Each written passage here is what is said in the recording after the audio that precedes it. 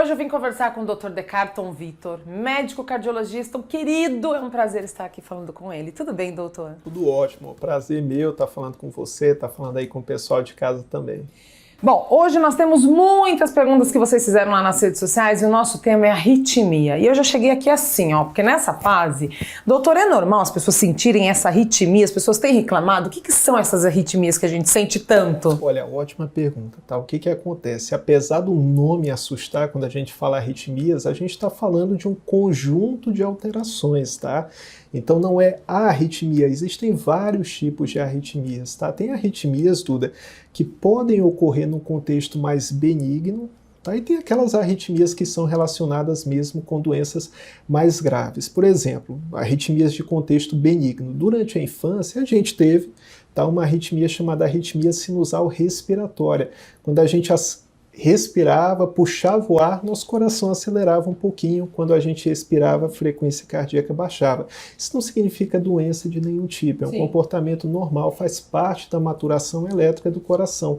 Então, quando a gente fala de arritmias, a gente está falando de alterações elétricas que podem ou não ter uma conotação mais grave. Em relação a arritmias graves, tem aquela fibrilação atrial, que é uma arritmia bem prevalente, está cada vez mais aí no conhecimento da população, porque entre os efeitos colaterais dela está um muito grave, que é o derrame, que é o AVC. Eu acho que tudo que mexe com o coração as pessoas têm medo, né? Eu mesma, eu cheguei aqui no consultório, às vezes eu sinto uma arritmiazinha. Agora, quais são os sintomas que podem dar, doutor? Além dessa arritmia, porque às vezes eu sinto arritmia com um pouco de falta de ar, aquele apertozinho.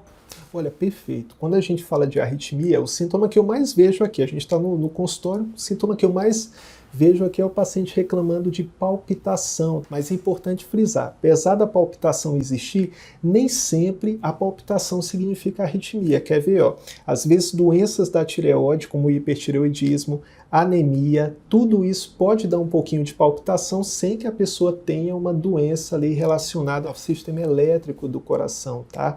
Então, quando a gente fala de sintomas, a palpitação, ela desponta ali como um dos principais, mas lembrar que, às vezes, falta de ar, dor no peito, às vezes sensação também de tontura, às vezes a pessoa nem chega a desmaiar, Duda, mas ela tem uma sensação forte de mal-estar que a gente chama de lipotímia, é um pré-desmaio, uma pré-síncope, e tem, claro, a síncope, o desmaio, que é uma manifestação bem grave ali de uma arritmia. E claro, falando de sintomas como um todo, tem esse da fibrilação atrial, que é o AVC, que é o derrame, que é um quadro catastrófico e que pode estar relacionado a um tipo de arritmia. A gente sabe que algumas pessoas sentem também arritmia em caso de síndrome do pânico, né? Já tive, por exemplo, eu fui uma pessoa que sempre tratei e tive síndrome do pânico e eu sentia a arritmia. Então, pode ser emocional, doutor? Pode sim. O que acontece? Toda vez que a gente tem uma descarga adrenérgica, uma descarga de adrenalina no sangue, seja porque a gente está ansioso, nossa, tem uma reunião já, vai ter uma gravação, tem alguma coisa, qualquer situação que te gere ansiedade, e aí se inclui também a síndrome do pânico, o corpo da gente sofre ali, recebe uma enxurrada de adrenalina. Isso pode se manifestar como uma sensação do coração acelerando. Então dá essa sensação de palpitação, mas não necessariamente a pessoa está com uma doença elétrica do coração, não necessariamente essa palpitação é reflexo de uma arritmia. Bom, a gente está falando aqui de uma arritmia que pode levar a diversos tipos de diagnóstico. Doutor, como fazer o diagnóstico de uma arritmia? Eu sei que a anamnese é muito importante, exames, mas como é o diagnóstico? Olha, perfeito. Você falou esse termo aí, anamnese, para quem está acompanhando em casa. Anamnese nada mais é do que a história daquele sintoma, quanto que ele surge, como que ele se manifesta, o que causa ele. Então tem pacientes que às vezes têm palpitação durante o esforço, tem pacientes que acordam no meio da noite com arritmia. Então quando a gente fala do diagnóstico, a primeira coisa, uma boa avaliação médica, levando em conta o histórico do paciente, todas essas alterações e, claro, exames. A arritmia é uma alteração alteração elétrica, então adivinha, a gente precisa usar o eletrocardiograma, um exame simples, de fácil acesso, que às vezes feito ali na hora a gente já consegue diagnosticar a alteração. Às vezes, Duda, a gente precisa manter um registro ali por um tempo maior e acaba usando aquele Holter, acaba usando o Looper, que são exames que registram essa atividade cardíaca por um tempo maior. Esses exames vão ser determinados de acordo com o diagnóstico que o paciente te der, do histórico, do que está acontecendo, dos momentos. Exato. Por isso que às vezes é importante até monitorar dormindo, né? Perfeito. 24 horas, eu já fiz todos esses exames. Agora, a gente está falando de arritmia que tudo que mexe com o coração assusta, né? Eu imagino que os pacientes que chegam já chegam preocupados. Doutor, meu coração está dando uma palpitação. Tem tratamento para... na verdade, tem tratamento, mas qual é o tratamento para arritmia, doutor? E se cura, né? Sim, o tratamento ele vai variar bastante da causa de base. Se é uma anemia, você corrige a anemia. Se o paciente tem uma doença isquêmica, uma doença das coronárias gerando aquilo, corrigindo a doença, a gente trata também.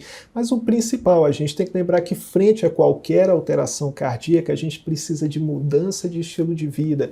Então, quem é sedentário tem que fazer atividades físicas, quem está fumando tem que cessar o tabagismo, quem é hipertenso e não está controlando tem que controlar sua pressão, reduzir a ingesta de sal também na alimentação. Então essas medidas básicas já fazem uma diferença muito grande. Claro, às vezes a gente precisa de medicamentos e aí vem os antiarrítmicos, que são medicamentos que controlam melhor essa arritmia. Em algumas exceções ou alguns casos que não são passíveis de controle com remédio, que a gente realiza um procedimento que é feito por cateterismo, que é a ablação cardíaca. É semelhante a um cateterismo, mas a gente consegue chegar até o coração através do catéter e desativar aquela área que está gerando a arritmia. Mas tem tratamento. Tudo começa com uma identificação adequada da doença. Tá certo. Doutor, obrigada pela sua participação no programa. É sempre um prazer, gente. Esse médico mora no nosso coração, no coração da saúde de você. Obrigada, doutor. Eu que agradeço o convite. É isso aí. A gente volta para o estúdio.